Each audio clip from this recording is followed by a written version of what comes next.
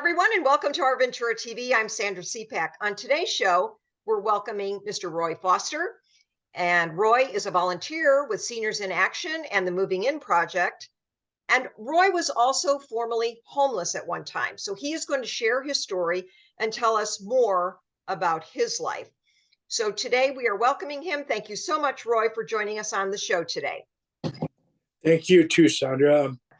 You know, Roy, as someone who has been homeless and knows the struggles of that all, we'd like you to tell us a little bit about your background and how you became homeless. Well, I've been in Ventura my whole life, and but I've worked since I was very young.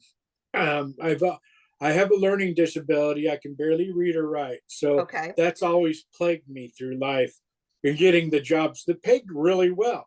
But Okay. I was able to work in the oil fields on Platform Grace, Hidalgo, Habitat, A, B, and C, some platforms in Santa Maria way out there. I work for Edison. I work for Procter and Gamble, all kinds of construction companies. With my learning disability, I didn't have office jobs, so that's Okay. not what I did. All right. So was it something that you lost your home or apartment? What led you to the point I of being bought a homeless? home. I bought a home on the avenue, and after a few years of house payments and everyday life, I ended up wanting to put new garage door springs on my garage doors, Okay. and I injured myself. I got a head injury, I see. and right from that day, a domino effect for I would call it about 3 months, but it was actually a little bit longer than that before I lost my home and went through everything I had in the bank. Okay. You know, Right. since I did injure myself at home, I was basically screwed. You know, as far, the house payments, it was the property taxes that, that kind of got me at the end. I had Okay. to go before I lost it all, I see. and my credit. Right. So So it I was a did sell my combination. home. It was a combination of several things that led you to that point in your life. Yes. Okay. Where did you stay? And how did you Wow. Man, like I wasn't. manage? People don't. They talk about couch surfing. I don't know if you've ever heard that phrase Yes. before. Okay. I'm not much of a couch surfer because I snore pretty good. So I didn't want to be going in somebody's house and snore them out of their own home. So Right. I was able to kind of keep cars and vans and motorhomes, and Right. just enough to like stay in something. Okay. I have a deathly fear of spiders. So when I went and visited my friends in the river bottom and saw the size of the spiders and how they take over down there, yeah, that wasn't for me. Right. But I went to free family to family, all the food pantries, Turning Point, Oxyard Rescue Mission, behavioral health. I had to go through all these things in life where, because it became really mentally. I became mentally unfit because I didn't have a place to stay. Right. You know, Right. I didn't. Right. When you start having sleep deprivation and then all this other stuff that goes along with a Sure. really long night, without shelter to keep you safe, Yes. it becomes really heartache. Yeah, and those are very tough conditions for anybody to survive through. Extreme conditions can really they can matter. Yeah, I recently went. I go out and I give out sleeping bags, and I Okay. ran across a gentleman out towards my house, and it was 6 o'clock in the morning. It rained really hard all night, and I stopped. I walked down the steps, and he was right there. And I go, "Sir, are you okay?" And Yeah. he said, "No, I'm not okay." And I looked, and he was soaking wet all the way up to his crotch, and all he had was a blanket, And it reminded me of when I experienced that exact same thing. I went to sleep under an awning and woke up to my face in water. Yeah. Practically drowning because I had no place to stay. Okay.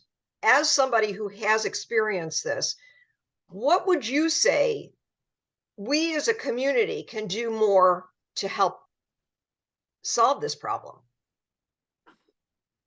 I don't know, more jobs, better paying jobs. I mean, if we're going to look at it logically, well, we Okay. need case by case management for these people who are on the streets. We need Right. somebody, not just one person, maybe two people to come alongside each individual and tell them they're loved.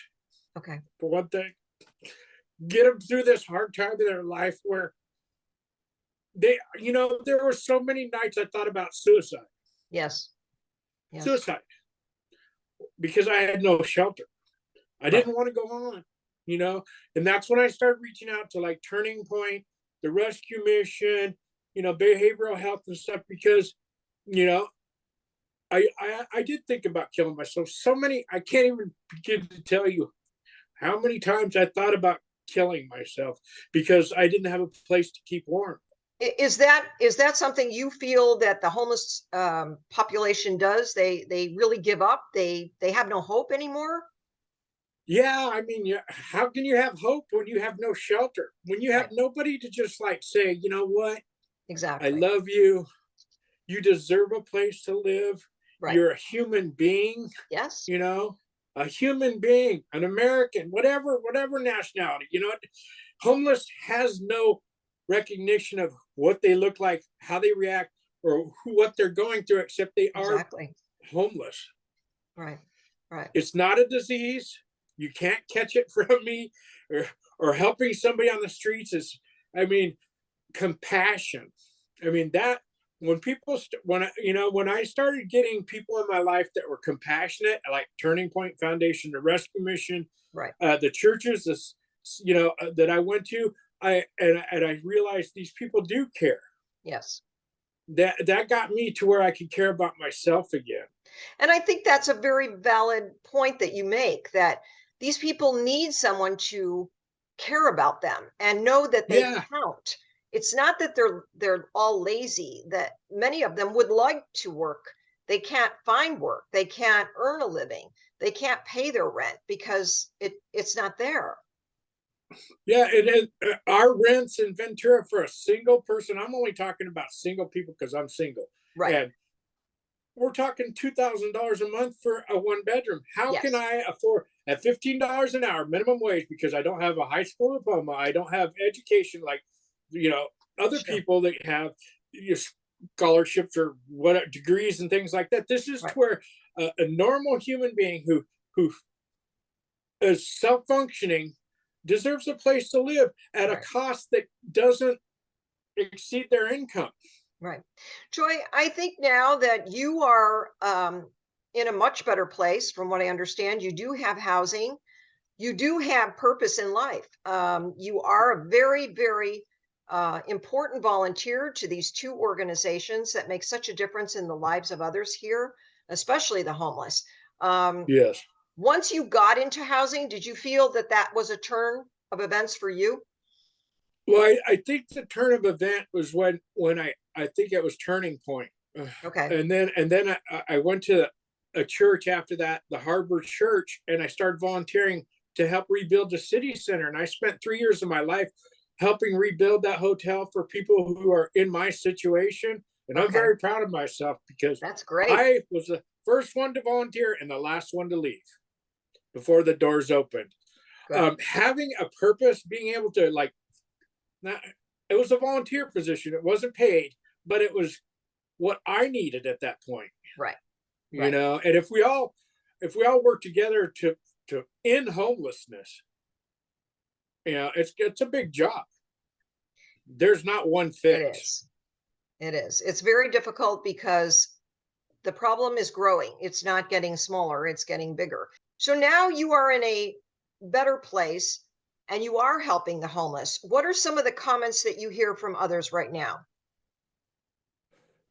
You mean my peers, the people I volunteer with, or the No, people the that I people that go and you're helping out in the streets right now. Are you well, I hearing mean, anything? I have a sleeping bag drive ministry. I all my friends buy me sleeping bags and people I don't know. And I go Okay, into the parks and I give them out. And if I good. have rain ponchos or tarps or anything like that, I give those out too. And I've noticed that a lot of people are saying they're tired.